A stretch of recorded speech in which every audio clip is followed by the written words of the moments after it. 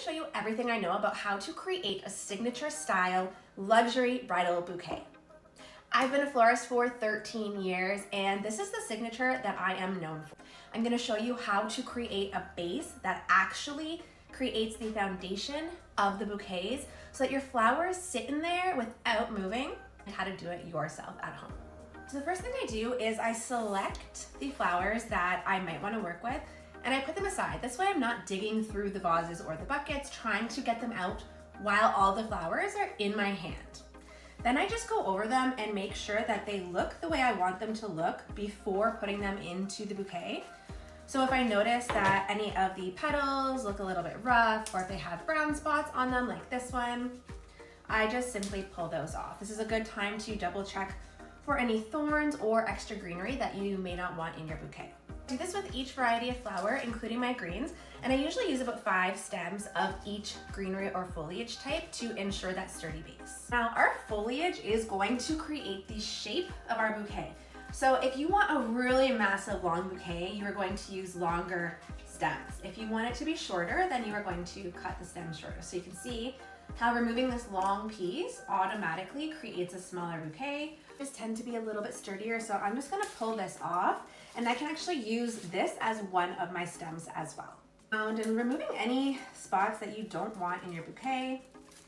It's so much easier when you have 2 hands. Once you start working on your bouquet, you're going to be having one hand on your bouquet at all times. I have a rough outline with my other foliage, and I know that I'm not going to use this whole length, so I simply remove the leaves that are going to be below where I want them to sit, just again for ease once I start making the bouquet.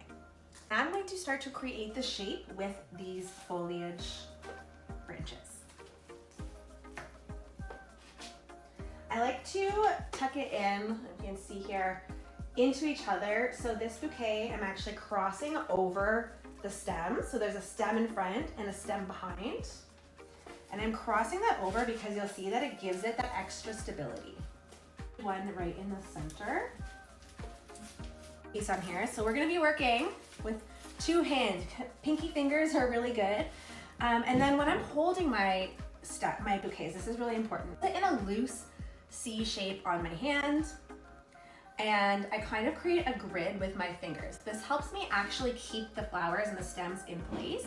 Otherwise, they tend to move quite a bit. Another important part of designing a bouquet is that we don't want to create flat bouquets. So as you can see right now, I've created the frame, but we need to add some dimension. So now I'm going to be sticking some stems in the front here to give it that shape. Again, we're just shaping our bouquet right now.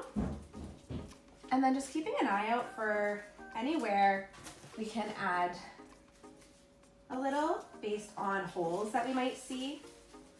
So again, you can really see here, this is the back, but I'm using my fingers as the grid to really control where that sits as I'm doing this work.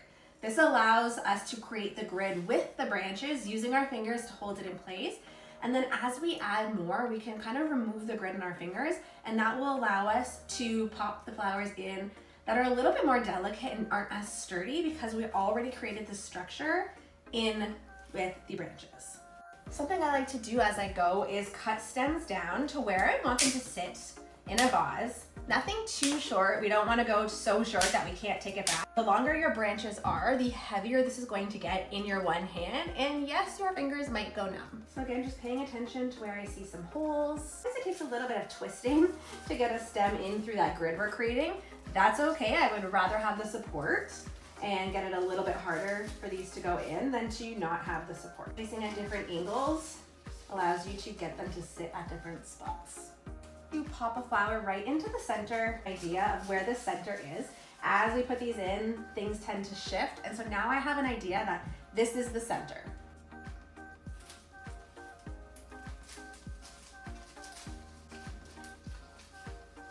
Through is a really good way to get them in. It's much easier than trying to force them in through the top.